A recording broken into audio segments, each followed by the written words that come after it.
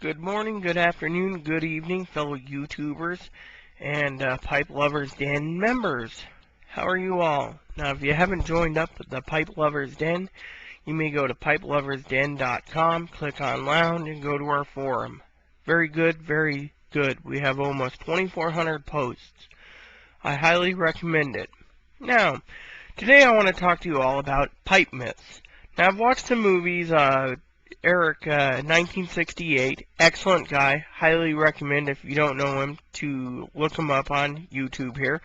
Subscribe to him, he's got a lot of information, he's very knowledgeable, and I really like him, and he's very cool. The other one I recommend, highly recommend, is Laughter 1099. Number 2 I highly recommend. Well, number 2 would be 1099, and number 3 would be Eric 1968. Pipe Freaks is number 1. The Count and Pipe Freak Jr. More so the Count because he rocks. Now, I'm going to talk to you about a few things. Pipe myths. Now, this, if you ever seen the brochure, this has been from 2006 to 2009, I think, yes. This has got Peterson pipes. It's from Peterson.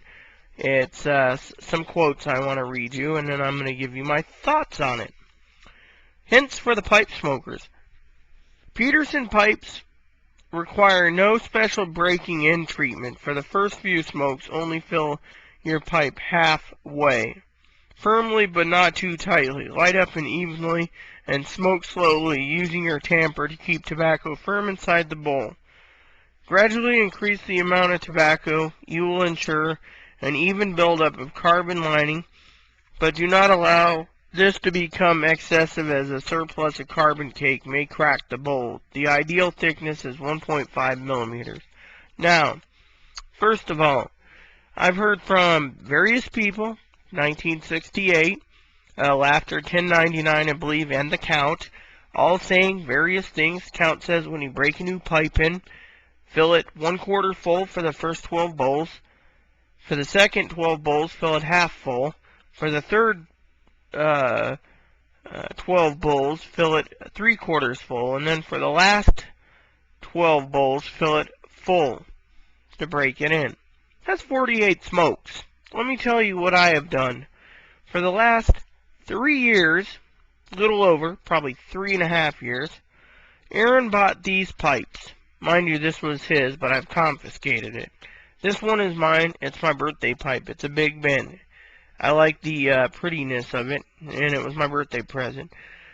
Now, Aaron's cleaned up the tops and everything else, and worked on this one, and so, you know, this one here, of course, is a fancy Bruyere. Let me tell you, this is supposedly, from what I've gathered from the research on it, it's a Dunhill subsidiary. Now, if you look at it closely, you see these little pinholes. They're not actually penetrating inside the bowl. Those are what we call sand pits. Very rare to see a pipe with sand pits, but this one does have them. Now, this one and this one had a filter. I've taken it out. Now, if you're curious, on that first part, I pack the tobacco up and I smoke it. I just pack it all the way up and I smoke it.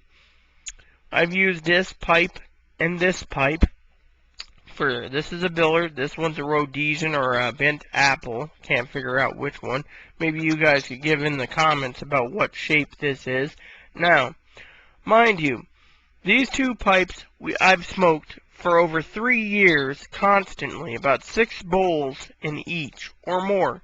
Some days I go 18, 19 hours smoking both of these back to back, and puffing them away.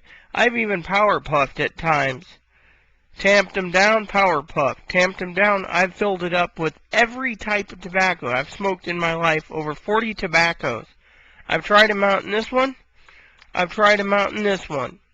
So, my thoughts are, first of all, on this one. Rotating your pipes doesn't work. I've done this for 3 years. Now, mind you, the only times I haven't smoked these constantly, and some of you over at Pipe Lovers Dens probably already know this, when I've had dental work. Yes, recently I had some teeth pulled, Tuesday, So I haven't been smoking the pipe, so I've been a little more crankier than usual without my nicotine. Now, let's continue. When cleaning the bowl or removing cake, use only a blunt edge tool. That is correct. Never use a sharply pointed knife. This could penetrate the bottom of the bowl. True.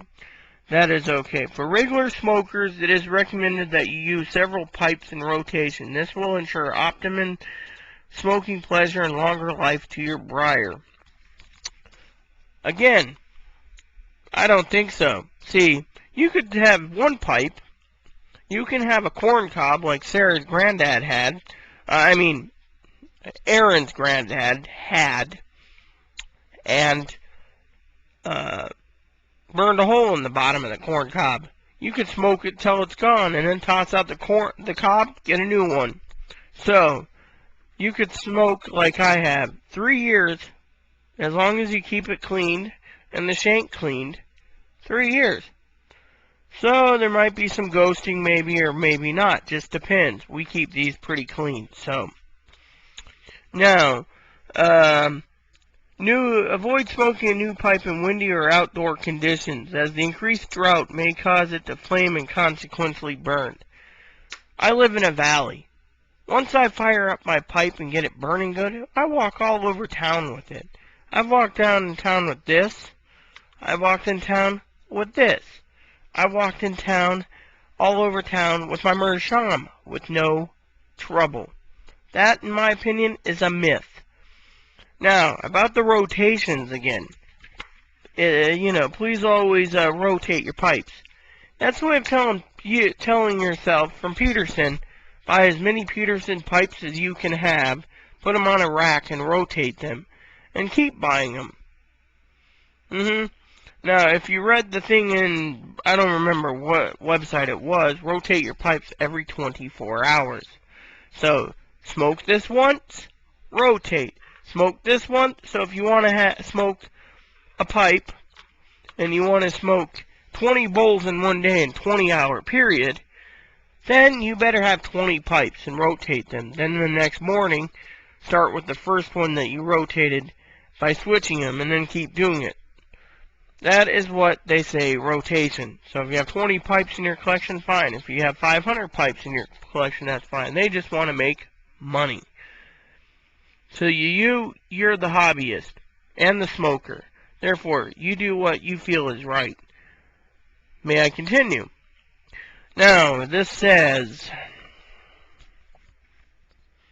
always tap your pipe out in your hand or use a pipe tool. Heavy knocking of a pipe or rough usage should be avoided.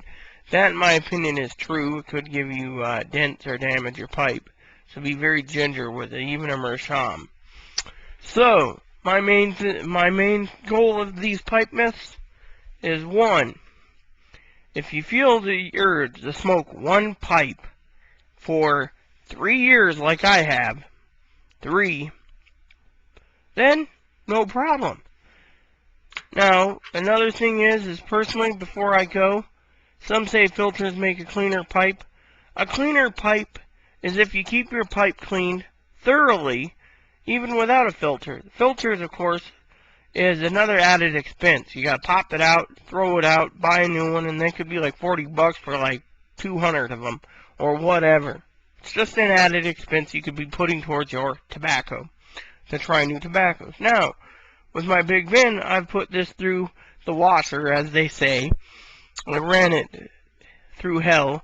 Smoke's still good, smokes like a dream, have no trouble with it, and, like I said, if you want to rotate your pipes, go for it. If you just want 2 pipes in your collection or 500, go for it. My main thing is over 3 years, I've smoked this 3 years straight. And the pipe hasn't cracked, hasn't broke, and frankly, I don't think it will. So, with that said, please rate this video and comments, please. Thank you, and may God bless the world. Good night, good afternoon, or good morning, wherever you're at.